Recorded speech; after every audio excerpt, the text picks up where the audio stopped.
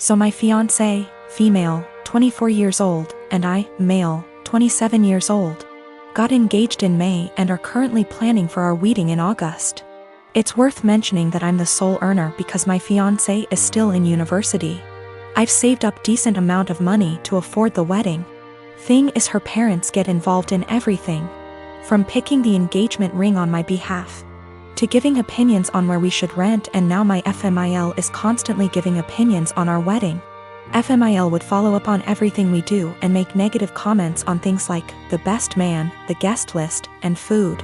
She told my fiancé she didn't like who I picked to be my best man and wanted me replace him after a big argument, but I said no, though my fiancé said we should have just done it. Mother-in-law also wanted me to uninvite people I wanted at the wedding so she could add more guests on her side of family. I said no to that also. Now the current or biggest conflict between us. Mother-in-law called saying she didn't like the venue we picked, which is in our hometown. She wanted me to reconsider, but I said no since my fiancé liked it too. But my fiancé came to me yesterday to show me a venue her mom picked and already paid for, saying, since she paid for it then I should say yes, this time. I was in shock and angry because not only did she not consult us, but the venue she picked is 3 towns away where my brother-in-law lives. I immediately thought about my disabled parents who cannot travel this distance for health reasons. Besides that, most of my family won't attend because of distance. I said absolutely not, agreeing on this venue. My fiancé said she disagreed with me and I had no right to complain because her mom and dad paid a lot of money for this venue as wedding gift and we should accept it. I calmly explained why I refused, and she kept saying I'm refusing on purpose because I hate her mom and am playing cat and mouse with her. I bluntly said her mom is indeed making this a game and told my fiancé she's either with me or against on this issue. She either backs me up or there won't be any more wedding planning. She got upset and started crying, asking what she's going to tell her mom and why I was making her choose between me and her parents, but I just feel like she's refusing to see why I don't want this specific venue. So what if her brother lives there? I have never been to that town, so having the wedding just cause her mom paid for the venue is not okay. We haven't talked ever since that argument. My friend called me ungrateful fool for turning away a free wedding venue over distance, but I can't help but feel FMIL did it purposely. My brother lost his job along with all his savings several months ago, and soon after he asked me if it would be okay if he and his wife stayed with me until they could afford their own place again. I hesitated at first, considering I only have a 1-bedroom apartment, but according to them they had no other options, so of course I invited them over and bought a blow-up mattress for the living room. For the first month things were manageable, although admittedly cramped. Then my brother told me that sleeping on the mattress was giving him back pains. So he asked if he could buy a small double bed for the living room. The living room is by far the biggest room I have, so I told him that would be fine as long as there was still room for my couch, TV, bookshelves. The living room is also connected to my kitchen in an open plan style. So I reminded my brother to leave walking space around the bed. It's now been 2 months and things have gotten a lot worse. When they first moved in, I would still use the living room every day to unwind on the couch after work. Now whenever I go in, there's a strange vibe like I'm intruding. My brother and his wife are often sitting in bed together when I go in. I always knock and stare at me pointedly until I leave. Sometimes when I sit down they will directly ask me for some alone time and say they would like the room to themselves. This came to a head yesterday when my sister-in-law messaged me with a timetable she'd made of when it would be a good time for me to use the living room.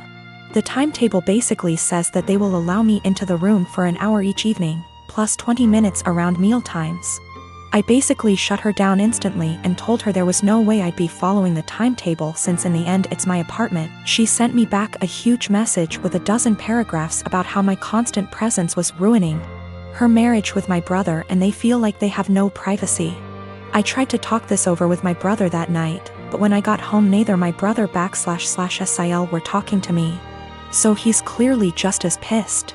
Today an Amazon parcel arrived for my brother with a lock for the living room door, which I told him there's absolutely no way I will allow him to install. My brother says I'm creepy for wanting constant access to where they sleep and he's insisting on installing the lock anyway. I I met my friend Chuck about 1.5 years ago. We were both part of an online local group for single parents, and eventually met offline with other group parents. I have known Britt since high school. Chuck's wife died of childbirth complications the day their daughter was born, more than 2 years ago. Britt is a few months out of a 9-year relationship.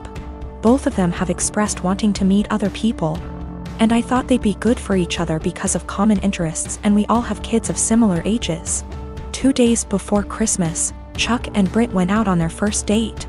I kept Chuck's daughter at my house so the two could have some more time together without him having to worry about the baby. The plan was for her to spend the night. She's done it before and gets along great with my 3-year-old girl. But Chuck knocked on my door at 11 p.m. to get his daughter. He barely said a word to me, and I could tell he had been crying, but he wouldn't tell me what was wrong. The next day, I asked Britt what happened. She said that they had dinner and a couple drinks. Things were going excellent. She said she felt like they had great chemistry and were even getting physical at his house. But he suddenly told her to stop and to leave immediately. She swears that she has no idea what she did wrong and is really hurt by the whole thing. I believe her because she is really sweet and social. I've never seen her do anything to piss anyone off. I tried to talk to Chuck at the same time to get his side of the story and see what went wrong. All he said that he wasn't feeling it and didn't want to discuss it further. I didn't push it, but when I went to wish him a Merry Christmas a day later, I saw he had deleted me from his social media. I texted it to him instead and asked, "You okay?" But no response. I am seriously hurt and don't know what to do. Chuck has become one of my closest friends, and our daughters are the best of friends too. I am really worried that this has something to do with his wife. And I want to apologize if he felt like I was pressuring him to date after her death. At the same time, I don't want to overstep boundaries and bother him when he's having a hard time. It's been over a week and I'm worried / upset. I am a 37 years old male. I have a 13Y.0 son. I was a widower when I met my now wife. She has a 16Y.0 daughter from another relationship. The family is often on pretty good terms. My son is the quiet one in the house. He keeps to himself a lot, but not to the point of being concerning. My wife and stepdaughter are the complete opposite. They both encourage him to be outgoing and share activities and join gatherings with extended family. My son complained about having to be forced out of his comfort zone and having his need for space invalidated. I spoke to both my wife and stepdaughter and asked them to give him space and freedom to spend his time however he wanted. They apologized and promised to let him be. As Mother's Day was approaching, I wanted to throw my wife a surprise Mother's Day celebration. It was no longer a surprise because my stepdaughter gave her the heads so she could prepare. Yesterday I got off work earlier than usual to get final arrangements done. We planned to celebrate at the restaurant and invited her family there. I had the key, and while I was entering the house through the front door, I overheard my wife and stepdaughter talking to my son. My wife was asking my son if he could convince me to let him stay home and not go with them to the restaurant to celebrate. I paused and decided to keep listening. My son said why, and she told him that his introverted and socially inept attitude will make her family uncomfortable and will ruin the mood. He promised her that he'd be well behaved and would try to interact and socialize with everyone, but she said that she wasn't buying it. He kept reassuring her, but she snapped and told him that technically she's not his mom, so she didn't get why he wanted to celebrate Mother's Day with her so badly. My stepdaughter threw some, I don't remember, backhanded comment, and then both of them were shocked to see me standing there. Both were staring without saying anything. I told my son and his stepsister to go to their rooms, then told my wife that the celebration was off, cancelled. She tried to argue, asking why repeatedly, and I told her why. She tried to explain that she didn't mean it like that and that I only heard part of the conversation but not all of it. I told her I was done arguing and the decision was already made. She yelled, asking what she was going to tell her family, and said that I was making tremendous mistake towards her. I ignored her while she kept throwing tantrum after a tantrum. Early this morning she took my stepdaughter and went to stay with her folks. Not a single call or text from her so far. Situation is full of tension. I'm upset still, but more hurt, to be honest. I mean, yes, I did say I was going to have this celebration, but I thought that what she said to my son was too harsh to ignore.